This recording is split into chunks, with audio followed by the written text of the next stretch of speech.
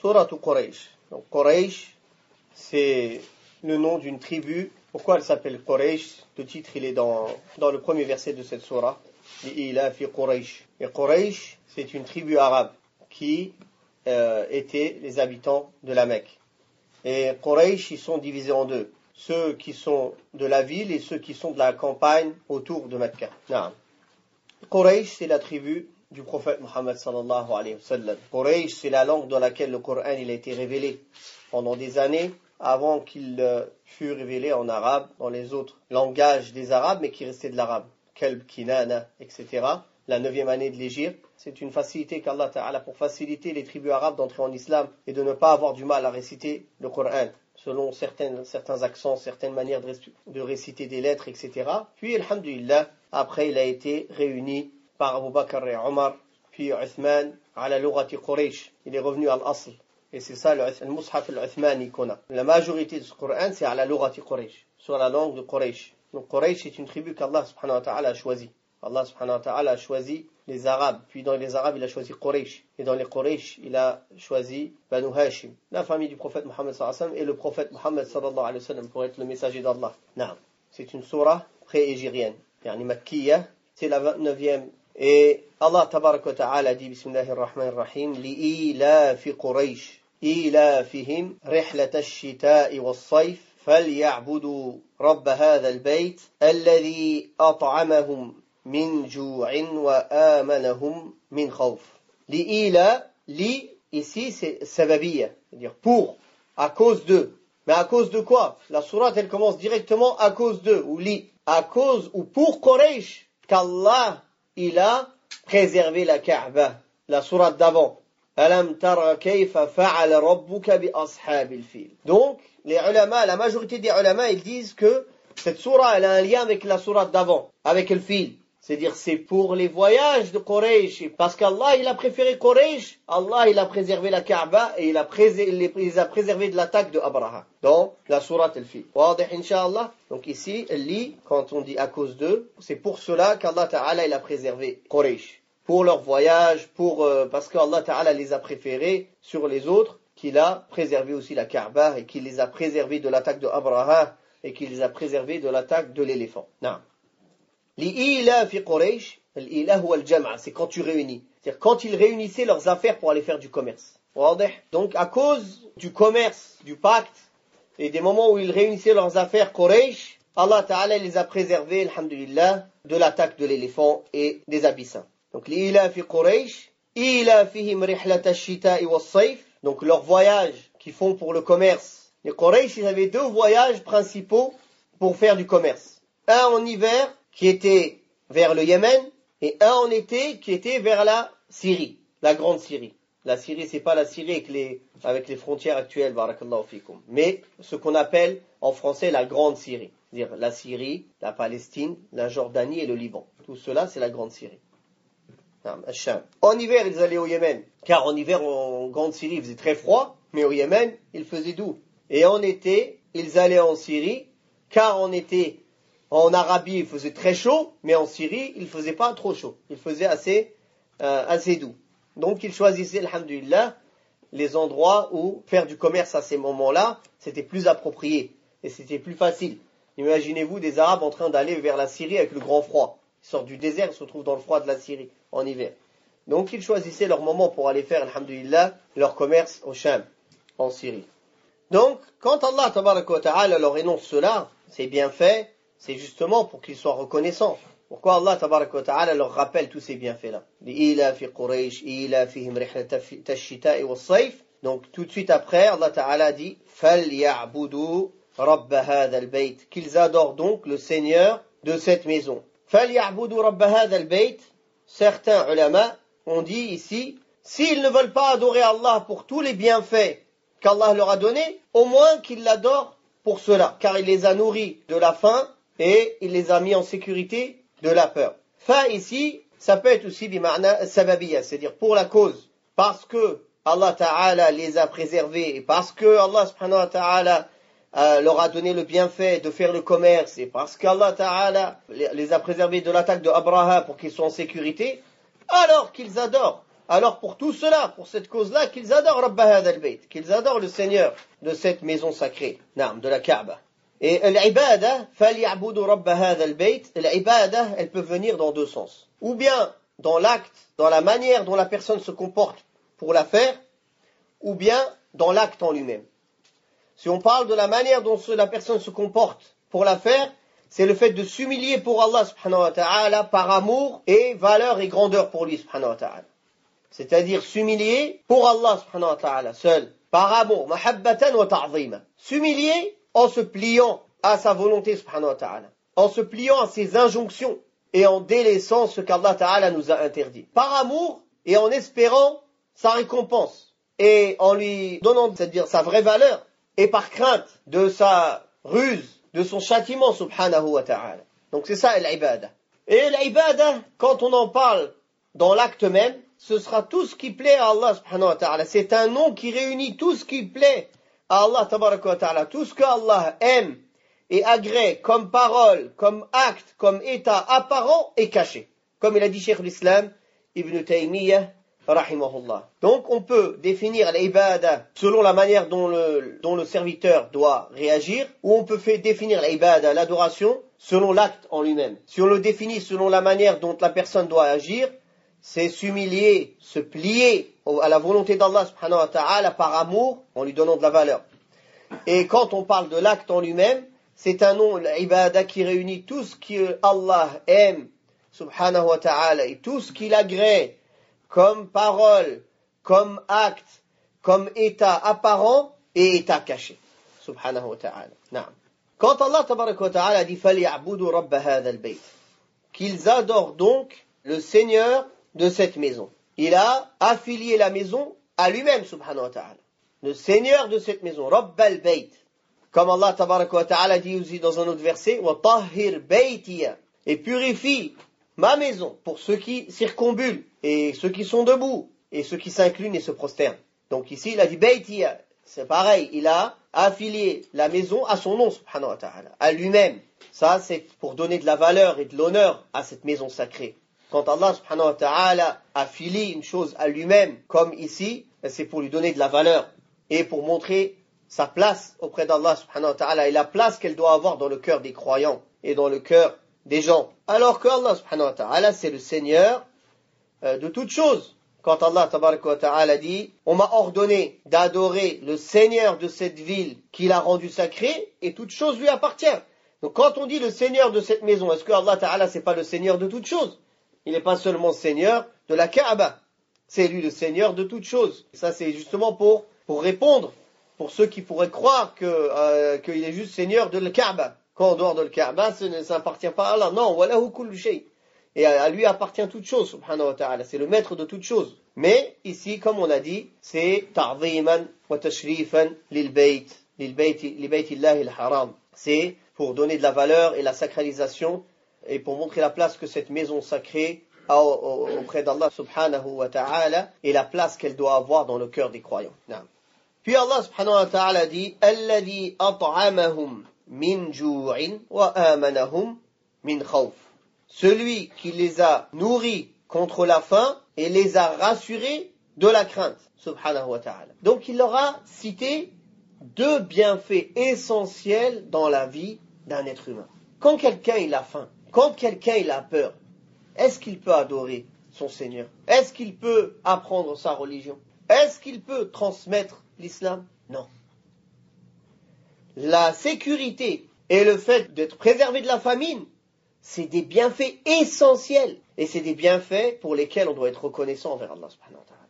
Et les gens aujourd'hui, ceux qui ont les pensées révolutionnaires, ou anarchiques plutôt on va dire, parce qu'ils aiment l'anarchie et le désordre, et ils répandent la corruption sur terre, est-ce qu'ils ont réfléchi ne serait-ce qu'un moment que la sécurité dans laquelle ils étaient, le fait de pouvoir manger à leur faim, sans être dans la famine, est-ce qu'ils ont pensé à un moment de préserver cela, de préserver le sang sacré des musulmans?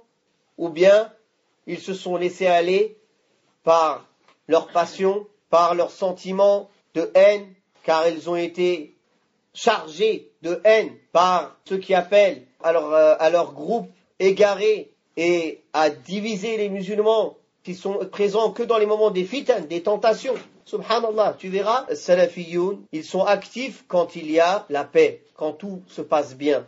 Alors que les gens des groupes égarés, il leur faut la fitna pour être vivants. Sans trouble, ils ne sont pas vivants. Ils vivent que dans le trouble. Car toute leur religion, elle est basée sur la fitna, sur le trouble.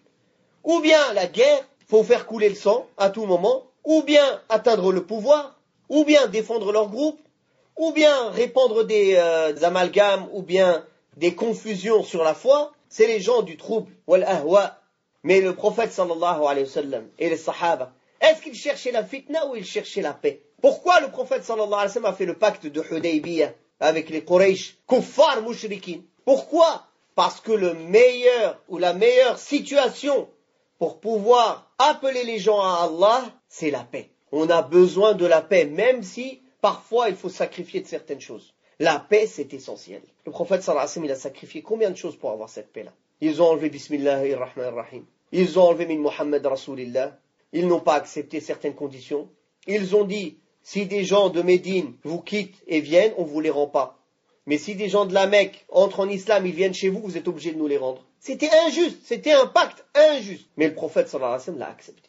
Allah Ta'ala a appelé ce pacte-là, on t'a donné la grande victoire. Aux yeux des gens, c'était une défaite. Les Sahaba, ils étaient déçus. Ils étaient allés pour aller faire la Umrah, on leur a empêché de faire la Umrah. Ils ne voulaient même pas repartir, ils étaient trop énervés.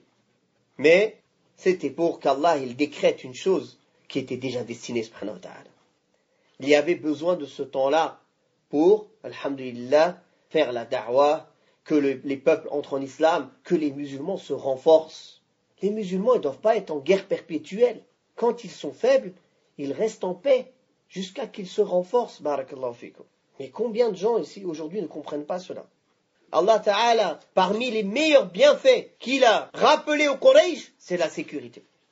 Combien il y a de bienfaits qu'Allah peut nous rappeler? Mais il a choisi ici la sécurité, pour montrer l'importance de la sécurité. Parfois, tu peux même être sous un gouverneur kafir, mais tu es en sécurité pour transmettre ta religion, pratiquer ta religion. Est-ce que vaut mieux détruire tout ça et être dans le sang et que les musulmans ils aient tous peur, ou rester dans cette sécurité? Le temps que les musulmans ils aient la force de faire ce qu'Allah leur demande au moment voulu. Ça, c'est parce que les gens ils ne comprennent pas la religion et qu'ils veulent suivre un autre chemin que le chemin du prophète Mohammed sallallahu alayhi wa sallam. C'est pour cela que quand les savants mettent en garde contre certaines personnes sectaires, la mise en garde, ce n'est pas seulement quand quelqu'un diverge avec nous dans la croyance.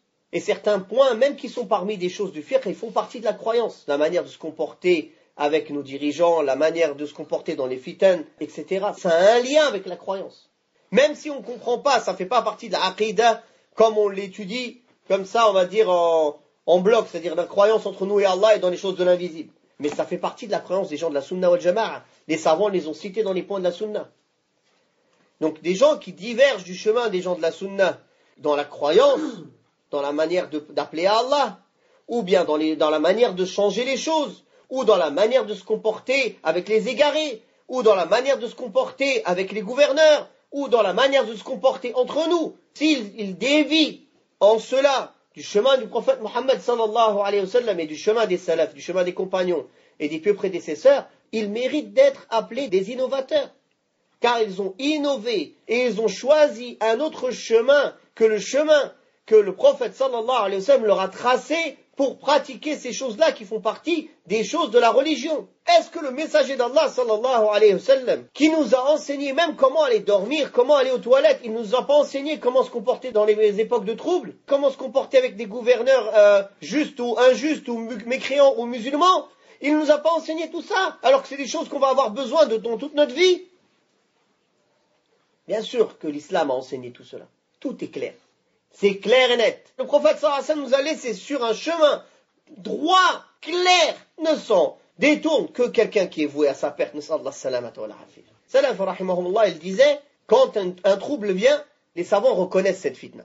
Mais quand elle part, tout le monde la reconnaît. Une fois qu'elle est passée, même les juhal, ils reconnaissent le mal de ce trouble-là. Donc les ulama, ils voient les fitnas arriver, même quand nous, on ne les voit pas. Alors ils nous mettent en garde de ne pas tomber dans l'erreur, dans la manière de se comporter quand une fitna arrive ou quand une chose trouble arrive. La sécurité et le fait de pouvoir manger à sa faim, c'est quelque chose d'essentiel parmi les choses de dunya, bien sûr. Pour que le dîn y soit établi, ces deux choses-là sont essentielles. Quand les gens ont peur pour leur vie, n'ont même pas de quoi manger, ils réfléchissent comment ils vont manger.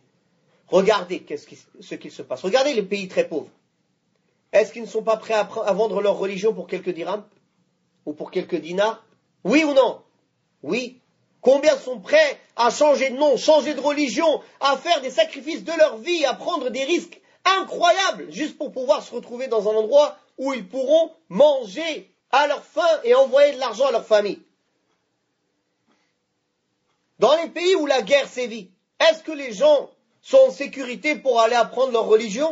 Le seul souci qu'il a, c'est comment il va préserver sa personne et sa famille. Et c'est dans ces pays-là où la guerre civile elle a duré des années que l'ignorance elle s'est répandue en masse et que les sectes égarées elles ont fleuri, comme au Liban. Comme il y a eu des années de guerre civile, la secte égarée des Ahbash, qui ici se prénomme APBIF, ne vous faites pas tromper, soi-disant association de paix ou je sais pas quoi, de bienfaisance envers Shaitan, pas bienfaisance envers l'islam. Naam.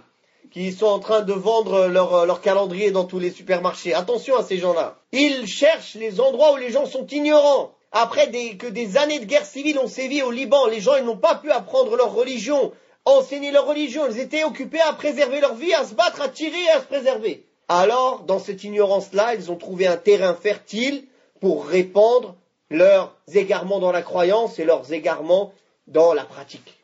C'est aussi là-bas que les chiites du Hizb al-Lat, ils se sont répandus. Du parti de Lat, et non pas du parti d'Allah. Lat et l'Uzza, les deux statues. Naam. Donc, regardez les méfaits quand il y a la guerre dans un endroit. L'Irak, est-ce que vous croyez maintenant que les gens ils sont en train d'apprendre leur religion? Ou que ça fait combien d'années et des années que les gens cherchent juste à se préserver? Alors qu'en Irak, qu'est-ce qui se passe? Les Rafida, les chiites, ils sont en train d'essayer de faire un nettoyage ethnique des musulmans. Partout, ils rentrent dans les villages où ils trouvent quelqu'un qui s'appelle Aïcha ou Omar ou Abu Bakr, ils les tuent. Enfants, femmes, maris, qui que ce soit. Pourquoi cela? Parce que la guerre, elle s'est répandue et la sécurité, elle a été perdue. Donc la sécurité, barakallahu fikum, c'est essentiel. Il faut tout faire pour la préserver. Un musulman, il fait tout pour préserver la sécurité. Et c'est pour ça qu'en plus du fait que le prophète sallallahu alayhi wa sallam a interdit de sortir, de combattre pour prendre la place d'un gouverneur ou bien pour le renverser, barakallahu fikum, sauf si il fait une mécréance évidente sur laquelle on a une preuve évidente, claire comme le soleil, il n'y a pas de doute. Et la capacité de le renverser et que l'intérêt, après l'avoir renversé, il va être mieux. Il y aura plus d'intérêt que de méfaits pour la Ummah. Aujourd'hui, qui regarde ces conditions-là? Les gens, leur chouyour, c'est pas les ulama, c'est Facebook et Twitter, ou bien Google. Toutes les révolutions, elles ont été dirigées par quoi? Avec Facebook et Twitter. Naam. Tabarakallahu fikum. Tout le monde a gagné à la sécurité. Aussi, même pour nous, les minorités qui sommes dans des pays de mécréants, c'est nécessaire qu'on reste en sécurité et que l'ambiance de sécurité soit présente. Parce que si, par exemple, il y a des attaques envers les musulmans, et que nous, on réagit d'une manière violente aussi, et que l'insécurité s'installe, ça y est, on ne pourra plus faire ce qu'on fait maintenant. On ne pourra plus s'asseoir donner des cours. Nos femmes ne pourront plus marcher dans la rue faire leurs courses. Alors, on va être dans l'insécurité. Le peu qu'on arrive à faire, on n'arrivera plus à le faire. Donc, nous, c'est dans notre intérêt, dans l'intérêt de l'islam, de toujours faire en sorte de préserver la sécurité. Barakallahu fikum. Cheikh l'Islam Ibn Taymiyyah cite bien cela, qu'il y a eu des étapes dans la manière où les musulmans se comportaient avec les mécréants. Plusieurs étapes. Et que ces étapes, elles ne sont pas mansoukha, elles ne sont pas abrogées. Chaque musulman, selon la situation dans laquelle les musulmans seront à chaque époque ou dans l'endroit où ils se comporteront selon l'étape qui est la plus proche de leur situation. S'ils sont dans une situation qui est proche de l'étape des musulmans à la Mecque, ils se comporteront comme les musulmans se comportaient à la Mecque. Si leur situation est plus proche de l'étape où les musulmans étaient au début de Médine, quand ils faisaient que se défendre, ils n'attaquaient pas, etc., ils se comporteront comme ça. Quand ils seront forts et ils auront les moyens, ils iront, alors ils se comporteront comme ça. Maintenant, il faut, barakallahu fikum, comprendre cela. Non. Aussi dans cette sourate, quand Allah tabaraka wa ta'ala dit فَلْيَعْبُدُوا رَبَّ هَذَا الْبَيْتِ الَّذِي أَطْعَمَهُم مِّن جُوعٍ وَآمَنَهُم مِّن خَوْفٍ. Certains ulama voient qu'il ne faut pas faire la liaison entre les deux versets. فَلْيَعْبُدُوا رَبَّ هَذَا الْبَيْتِ الَّذِي أَطْعَمَهُم مِّن جُوعٍ. Non. on peut comprendre, si on fait la liaison entre les deux, que c'est la maison sacrée qui les nourrit, et non pas Allah. Wadih? On peut mal comprendre. Celui qui entend cette lecture, il peut croire que c'est la maison qui nourrit et qui les a mis en sécurité. Donc, de s'arrêter après فَلْيَعْبُدُوا رَبَّ هَذَا الْبَيْتِ الَّذِي أَطْعَمَهُم مِّن جُوعٍ وَآمَنَهُم مِّن خَوْفٍ. La sécurité dont Allah subhanahu wa ta'ala a cité les bienfaits aux Quraysh, ce n'est pas le seul bienfait qu'Allah ta'ala a donné aux Quraysh. Dans le hadith sahih que Imam al-Albani rahimahullah a dit qu'il était acceptable dans Sahih al-Jami', Hani bint Abi Talib a dit que le messager d'Allah sallallahu alayhi wa sallam a dit Allah a préféré Quraysh sur les autres par 7 caractéristiques spécifiques à eux, ou par 7 bienfaits, dont personne n'a eu le droit avant eux, et dont personne n'aura cette faveur après eux. Donc subhanallah, comment Allah ta'ala il a préféré Quraysh. Le prophète sallallahu alayhi wa sallam a dit Allah a préféré Quraysh car je fais partie d'eux. Ça c'est la première. Deuxièmement, car la prophétie est chez eux. C'est-à-dire que la prophétie, elle a été révélée au prophète Muhammad sallallahu alayhi wa sallam. Anna al-hijabata fihim. Al-hijaba, la robe de la Kaaba. Le fait d'habiller la Kaaba. C'est de Quraysh. C'est eux qui ont cet honneur-là. Et ils ont l'honneur d'abreuver les pèlerins. Et Allah leur a donné la victoire sur l'éléphant. Et ils ont adoré Allah 10 ans, alors que personne d'autre à ce moment-là l'adorait.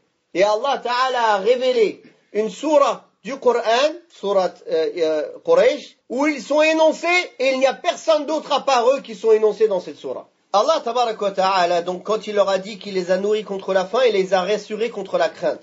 L'endroit qui est le plus en sécurité dans le monde, c'est la Mecque. Allah Ta'ala l'a appelé Baladan Aminan, un pays ou une ville sécurisée, où on est en sécurité. Allah Tabaraka wa Ta'ala l'a rendu sacré. Le prophète sallallahu alayhi wa sallam nous a donné des règles spécifiques à la Mecque. Médine aussi, elle est sacrée, mais à un moindre degré par rapport à la Mecque. Il y a des règles spécifiques à la Mecque qui ne sont nulle part d'autre dans le monde. On n'a pas le droit de couper les branches. On n'a pas le droit d'arracher l'herbe. On ne ramasse pas ce qu'on trouve par terre. On ne se venge pas de quelqu'un à la Mecque. Dans l'époque pré-islamique, hein, on parle même pas là. Si quelqu'un est trouvé dans les limites du haram, de la limite sacrée de la Mecque, le tueur de son père, il lui fait rien, jusqu'à qu'il sorte des limites sacrées. Celui qui a tué son père, il les trouve dans le haram, il ne le touche pas. Tellement il donnait d'importance à la sacralisation de la Mecque. Dans le jahiliya, ça. Avant l'islam. Donc pour montrer l'importance, la sacralisation, comment Allah a rendu cet endroit sacré. Tellement il est sacré, tellement il y a la sécurité, même les arbres, même l'herbe est en sécurité. T'as pas le droit de l'arracher, t'as pas le droit de la toucher. Pour vous dire, subhanallah, comment Allah subhanahu wa ta'ala a rendu cet endroit sacré. On n'a pas le droit d'y faire couler le sang. Non. Même à Médine, il y a certaines règles qui sont proches de cela, mais s'il y a un besoin, par exemple à Médine, s'il y a un besoin, on peut arracher un arbre. À la Mecque, si tu tues un gibier dans les limites du haram, il y a une expiation de tuer le gibier de la Mecque, du haram. Ah, on parle en dehors du fait que tu sois en ihram ou non. C'est pas lié au ihram, c'est lié à la Mecque. C'est lié aux limites sacrées de la Mecque. Après, on ne tue pas le gibier aussi quand on est au ihram, peu importe où on est.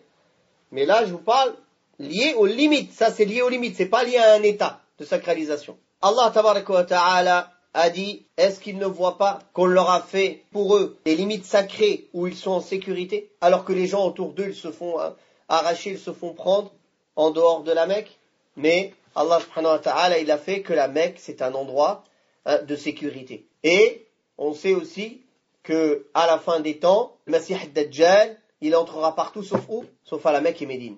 Il ne peut pas entrer. Alhamdulillah. Allah tabaraka wa ta'ala va l'empêcher de cela par sa volonté subhanahu wa ta'ala. Naam. Donc, barakallahu fikum. On voit donc dans cette sourate le bienfait de Quraysh, les bienfaits qu'Allah ta'ala leur a donnés, les bienfaits qu'il leur a énoncés, qu'il leur a rappelés. Et parmi ces bienfaits qu'il leur a énoncés et leur a rappelés, c'est le fait qu'il les a nourris contre la faim et les a rassurés de la crainte et les a laissés en sécurité. فنسأل الله سبحانه وتعالى أن يوفقنا جميعا ما يحب ويرضاه والله تعالى أعلى وأعلم وصلى الله على محمد وعلى آله وصحبه وسلم والحمد لله رب العالمين وجزاكم الله خيرا.